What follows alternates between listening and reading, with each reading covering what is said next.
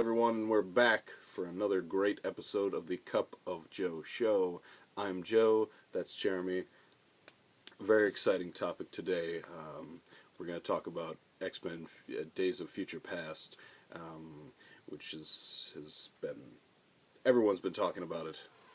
Have they? I don't know. Sure. I don't know. But I we're don't have going friends. to I don't today. know. We're going to today. All right, let's just jump right into it. Jeremy, start it off. Okay, well, I feel like this was kind of pretty much the X-Men movie we've been waiting 14 years for. You kind of have to credit the 2000 original X-Men movie for kind of bringing comic book movies back into the fold. They died after Batman and Robin in 1997 because that movie was awful. And then X-Men kind of showed, okay, these can be taken kind of seriously, you know, they're coming back. But even still, the X-Men movies, they, while good, were never, like, spectacular, and they never did, you know, amazing numbers at the box office. They did well, but I think, you know, Days of Future Past is, it's probably going to be the highest grossing, and I would definitely say it was the best X-Men movie. It, you know, for having... two different timelines. You know, part of it takes place in the future, part of it takes place in the 1970s. It juggles both those pretty well. You know, you see all the mutants and all the X-Men, and they have their powers, and they're all, like, really, really powerful in this movie. Whereas in First Class, they were kind of, like, training and stuff. In this movie, you know, in First Class, Magneto is struggling to move, like, a satellite thing, and then in Days of Future Past, he's just lifting an entire stadium, and it's just like... I'm Magneto. So that's cool. The special effects were really cool. The fight scenes were very well done, especially the stuff in the future, because all those X-Men are, you know, is like their powers are as strong as they're going to be. You know, Iceman is all iced up. All the other mutants are, you know, doing their thing. Blink was really cool. She had like 3 lines, but her power was like extremely well used, and I thought she was really cool. It was nice to see Colossus get some fighting in, but ultimately, Days of Future Past was the story of Charles and him getting his sense of hope back, and to a degree, instilling that in Mystique, and that was a nice journey, and I feel like I talked for too long, so... That's perfectly fine, because this was a very, very good movie. Like you said, it's the X-Men we've been waiting for, and that's very true. I think that this movie had strength in the fact that it had these people that were in the future time period that have played the characters for a very long time. And then you had, you know, with First Class, that was an excellent movie in and of itself. You know, they brought in the right people for that as well. So when James McAvoy is really good. He is really good. So you bring all this talent together. You know, you've got Patrick Stewart, you've got Ian McKellen. McKellen. Yes, Ian McKellen. Yeah, I have trouble speaking sometimes. I mention that every week, I think, so you'll probably figured it out by now. You've got James McAvoy, you got Michael Fassbender, and, oh, by the way, you have Jennifer Lawrence, Academy Award-winning actress. You have Peter Dinklage now, so it's just... And, oh, sorry, Hugh Jackman as Wolverine, who has... really just completely embraced this role, and he could, you know, he's getting old, but doesn't look it. So it's so much talent, and it's these characters who have been playing these characters for a pretty long time that just makes this movie great. You have that Magneto moment. I actually had a couple of them. There's a moment in every movie where Magneto just does something where he does something just unbelievable that, like, you don't think he's capable of it, and he just does it. He lifts a stadium, and in the future he's able to really fight off the Sentinels for a pretty decent amount of time. although the Sentinels are really, really powerful, and that's the point. I'll say. But yeah, I mean, it was just great all around. It was, and I think it had strength in the acting, and from there it just sprung off. I mean, you could have gone anywhere with it, and it was very, very successful. I can't. I'll knock it in the fact that it. And Quicksilver. Oh yeah, Like, he was really cool. fantastic. Short period of time. Whiplash. Exactly. And he was just really cool. His screen time was limited, but and he was there when he was there. He really stole the show. Take note, Aaron Taylor Johnson. See you do better. Yeah, seriously. So, I mean, the only place I will knock it is that it has continuity issues that are never really explained. True. Wolverine, if you've seen The Wolverine, he loses his adamantium claws, and you assume everywhere in his body. It might have just been the claws. Maybe it was just the claws. I don't know. But in future past, he has them back. So I don't know. I guess we're just left to assume that Magneto slapped them back on. 'Cause Yeah. he could do that, but I don't know. But yeah, so I don't know. There are some continuity issues, but ultimately they get pushed to the side because it's such a great movie. It's such a great film that it brings all the X-Men back together, and it really erases all the bad from the series in the past. So, after X2, it really just kind of, I don't know where it went. It was pretty awful until Bryan Singer stopped directing the movies. Actually, so, yeah, that's what happened. And then First Class kind of brought it back a little bit, and the Future Past just put in the knockout punch. We're all on X-Men now, and we all love it again. So I'm excited for the future of it. There's a scene after the credits. I'll just say that. So if you haven't seen it yet, stick around for that. But if you're not a fan of the comics or the cartoon or just X-Men in general, it's not going to make any sense to you. But in short, they're coming out with another X-Men movie, and that will be X-Men Apocalypse. And Apocalypse is he's a bad dude, and that's I'll say no more. Well, there you have it. There's our X-Men. Is it the best comic book movie of 2014? The Winter Soldier was good. It's between those two. They were both really good. Mm-hmm. I'd have to think about it. It's tough because I think they were both good in their own way. Yeah. I think that X-Men was much more dramatic. I think that the Winter Soldier was just more fun. Not that it wasn't dramatic as well, but it was a Marvel movie compared to a Fox film. So that is a tough one. That one is still up in the air, but I'm sure we'll get there. We'll have to get to that question, revisit it eventually, maybe at the end of the year. So, yes. Now moving on, how was the box office last weekend? All right.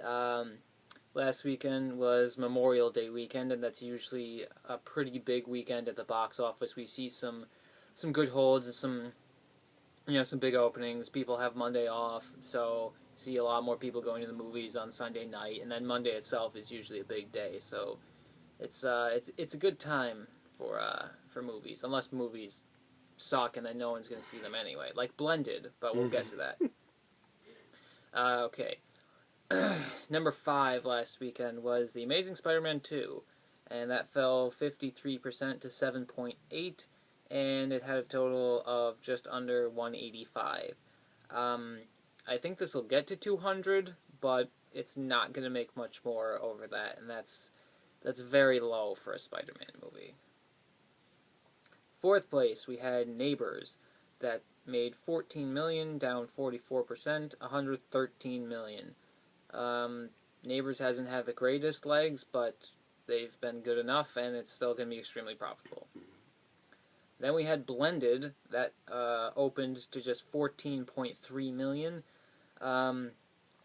That's pretty bad for an Adam Sandler movie. His audiences, or his fan base, usually, they come out for his stuff. That's on par with crap like That's My Boy, which was a total flop.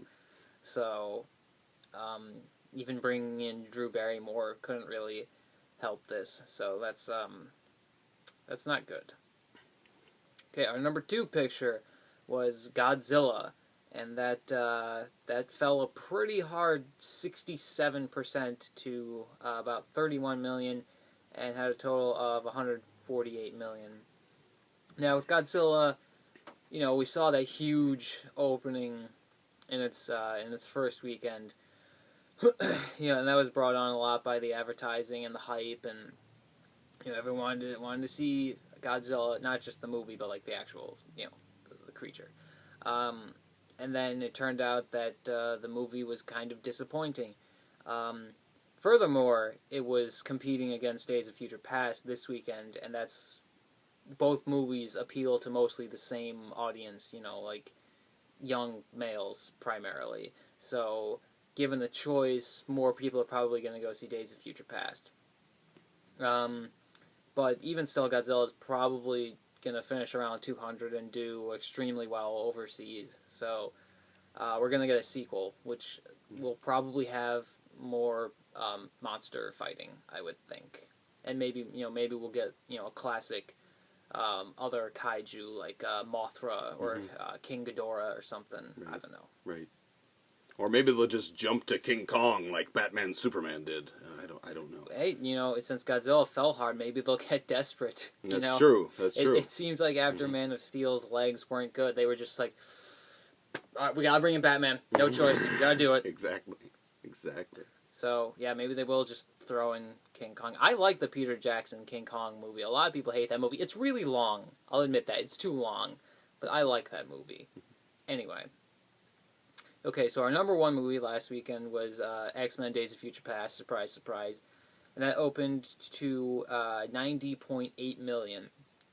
And it's interesting that movies don't open in the 90 to 100 million range that often, but in the past 2 months we've had 4 movies open in that range.